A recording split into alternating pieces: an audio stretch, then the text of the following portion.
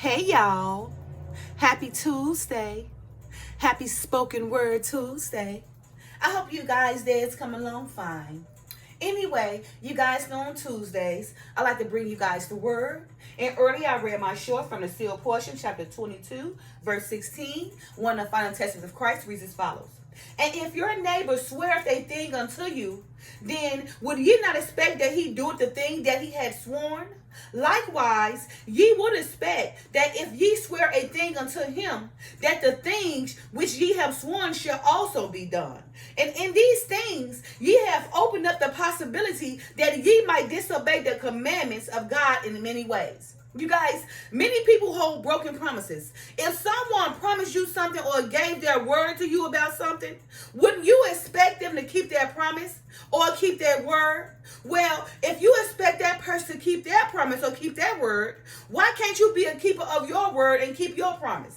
Or better yet, treat that person like you would want to be treated. You see, it's just that simple. We must treat people how we want to be treated. If we make a promise and we don't keep our promise or keep our word, right? That's the way, how you open up the possibilities that ye might disobey the commandments because you said a word that you can't keep. And now since you can't keep that word, you've told a lie, which is a sin. All right, you guys. You guys know I like to read the header of chapter 22 of the sealed portion, and the header reads as follows. Adam continues his counsel to his children and finishes explaining the commandments and the law of the gospel. Taking the Lord's name in vain is expounded on, and the proper way to pray and fast explained. The purpose and intent of baptism is given. All right, verse 16 was my short of what I'm going to begin off at. And if your neighbor sweareth a thing unto you, then would ye not expect that he doeth the thing that he has sworn? Likewise, ye would expect that if ye swear a thing unto him, that the thing which ye have sworn shall also be done. And in these things, ye have opened up the possibility that ye might disobey the commandments of God in many ways. So the Father is saying, be a keeper of your word. Don't tell somebody you're going to do something and you don't do it. Because if you do, that just brings on contention against yourself, involuntary. Because you put out a word, put forth the word that you yourself can't keep. And what happens is, if you put that word out, you can't keep all that promise, it opens possibilities, to disobeying God's commandments because you yourself have blatantly lied for no reason. What was the purpose of lying or telling somebody that? You just created contention involuntarily and unnecessarily. All right, verse 17. As an example, I would that ye would consider that which ye have borrowed from your neighbor. Foremost, if ye did not place value on your possessions and will make them free unto all according to their needs, then ye will not need to borrow anything from your neighbor. So you see his example, he's saying, I would that ye should consider that which ye will borrow from your neighbor. Consider this, right? If you guys did not place values on those possessions, right? If you would just be compassionate and be free to them, right? According to their needs, then you would not need, or that person would not need to borrow anything from you because you're giving them compassion to the needy. Okay, but you place possessions on your things. So now you made this person a slave to owing you because you decided to put value on possessions instead of be compassionate and help the person when he was in need or she was in need. Verse 18. But if ye do borrow a thing from your neighbor, and ye forswear yourselves that ye shall return to him the thing that ye have borrowed, according to the contract and the oath that ye have made between you, and if ye swear to this thing, and for some reason or another ye cannot do the thing that ye have sworn to do, then ye have lied to your neighbor, and have broken the oath that ye have made unto him.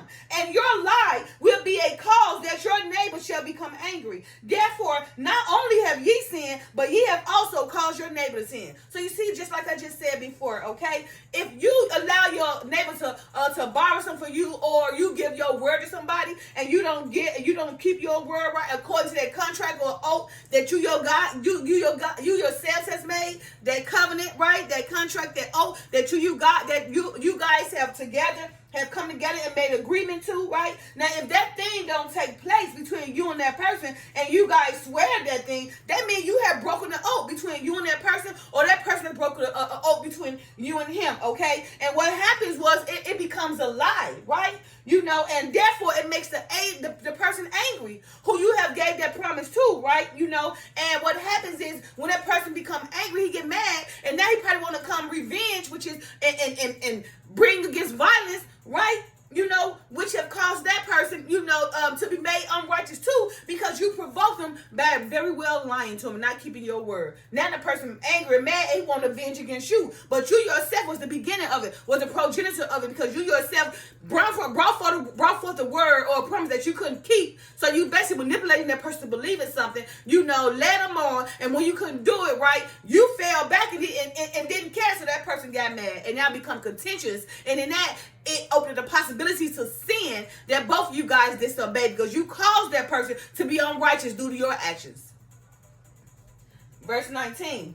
And I have seen great contention among you because of the work that ye have placed upon your gold and your silver. For there are those of you who do not have gold and silver, and because ye do not have these things, ye covet the gold and silver of your neighbor. So you see those people, that's walking around being one tongue, watching everything, watching gold and silver and everything, coveting their neighbor because they don't get it. Now they're making themselves angry, right? Making themselves trying to figure out a way to go take what that person got. To go take that person gold and silver because they don't have it, right? But they're jealous and envious of the other. So now they done created a master plan in their head to take what you got. You see? Verse 20. And if this covering was not enough to turn you against the commandments of God, ye have done that thing which is most abominable before him. For ye have made yourselves dependent upon this gold and this silver, because of the value that ye have placed upon all the things that ye possess, even those things that God had provided freely to all of us to sustain our lives. So you see, all the things that God provided freely to us to sustain our lives, the Gentiles or the power-hungry people came and put possessions on this land and made it theirs, right? And so in turn, they're making us buy what the Father had given to us free.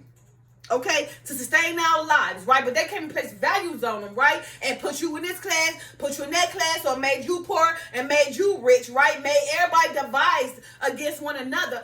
All doing because they wanted to divide you guys and take the things that the Father provided to the earth freely for us and make a profit of it, right? And cause contention because they wanted wealth, power, and part of this land for themselves. Instead of, thinking in their mind that this world don't belong to me, but it belongs to us all, they took a self-possession to it, right?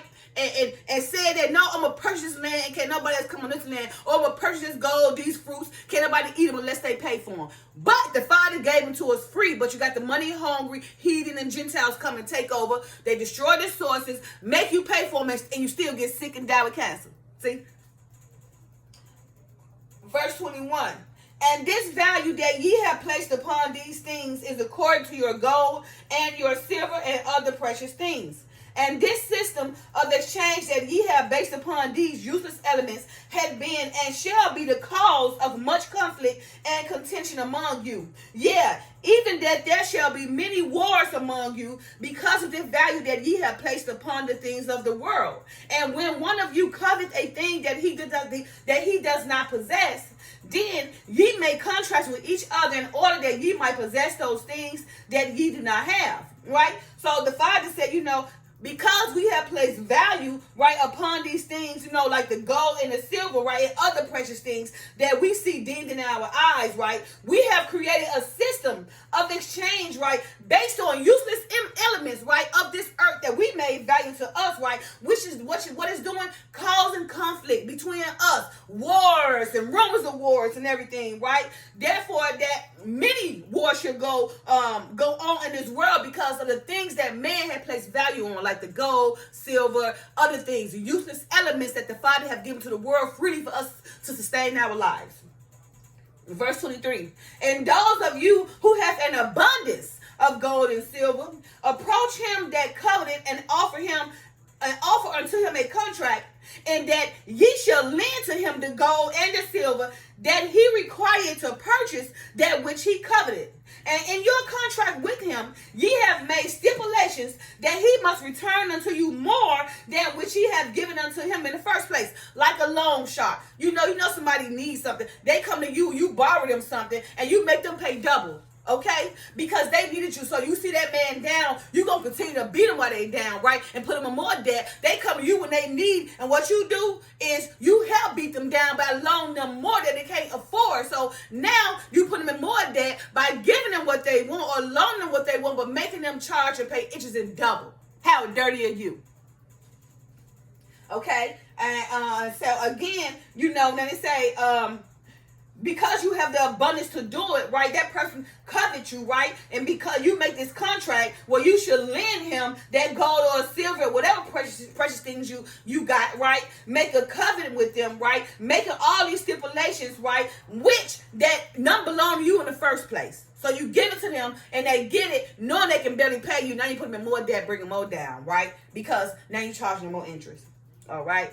Verse 24. And he forswear himself that he will do this thing so that he might have that which he coveted. Therefore, this man had disobeyed the commandment that he should not covet, and furthered his disobedience to the commandments of God by forswearing himself as he had been commanded to. Okay, so you see how they open up the possibilities of disobeying the commandments, right? Because one will covet what the next person have, right? They will covet their gold and their silver, right? Then they create a master plan in their mind to take it, right? Coveting is already a sin, right? Because it pressures you to do things, right, to get what others have that's not in your possession. So that first thing was coveted, disobeyed the commandment already. Now, because he coveted what that man or woman got, that gold or silver, he created a master plan so he can take it. Sin number 2, thief. Right? So you see, it opened up the possibilities of disobeying the Father's commandments because you coveting, and coveting leads to theft, and it can lead to lying, stealing, and killing, and cheating. You see?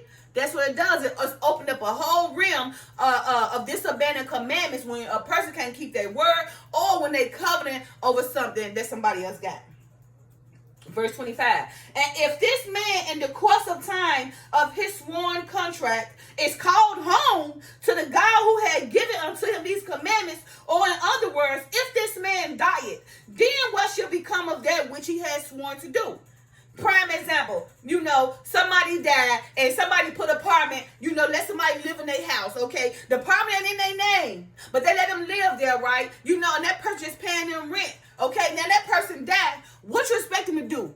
You should chop it up as a law because the apartment is your name and that person ain't sworn to nothing because you allowed that person to stay there under the false pretenses under your umbrella of your name. Now that person died, they can't pay you a dime, so chop it up as a loss. You create that contract, so you eat it. All right. Verse 26. And I know that it is a common practice among you to make his children comply with the oath that this man had made. But the children did not make this oath. And if they do not comply with the contract of their father, then ye demand justice from them. And then ye take all of their possessions, or ye take them before a judge to be tried and sentenced according to a crime that they did not commit. Okay, so even when that person died, now the children, everybody want to come along, the family. That family ain't got nothing to do with it. You made a contract with that dead person, right? Now you want to get a judge and come after the family because that dead person couldn't pay you. How would you sue somebody on their deathbed? You know what I mean? What kind of person, what kind of characteristics will hold those kind of possessions, to go sue somebody's family on their family deathbed? You a low down, dirty scoundrel. For the love of money is all the root of evil, and you define the root of evil for money. Okay, so again, it's a common practice, that them people come and try to make the children comply with the oath that he and that dead person made, right? The children did not make that oath, right? So if they do not, and if they don't comply to what the mama or dad didn't do, then they will take the children to court to demand their possessions, right? And try to have a judge to sentence them according to something they didn't even commit. They didn't even contract on. They didn't even make their promise to. How dare you? Let that person die in peace and leave the family alone. You were stupid enough to make the contract, eat it up. Verse 27. And if the man doeth not die, but cannot pay back the gold and silver that he had forsworn himself to do, then ye demand the same justice of him. But this is not all in which ye do sin. For your demands are made in anger. And those of you who charge usury in these things have been the cause of much wickedness among us.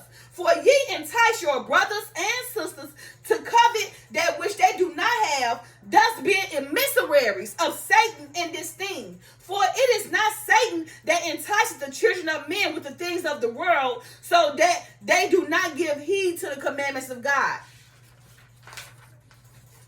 At first, ye entice others to covet that which they do not have, and then ye entice them to persuade themselves unto you that they might have the thing that they covet. And then ye sin yourselves in that ye gain without work, which is contrary to the laws of God. And ye get this gain by the usury that ye charge those who have forsworn themselves unto you. And as emissaries of Satan, ye are the means of much contention and misery among us. And I say unto you, except ye shall see us, and I say unto you, except ye shall see the error of your ways and stop that thing in which ye are sinning against God and causing others to sin against God. Yeah, except ye stop these things, ye shall become the salt that has lost its savor and in this forth good for nothing, but to be cast out to be trodden under foot of men. And ye shall be trodden on by those whom ye have charged usury. They coming back. For they shall come forth out of the prisons in which ye cast them first. They come out the prisons first, right?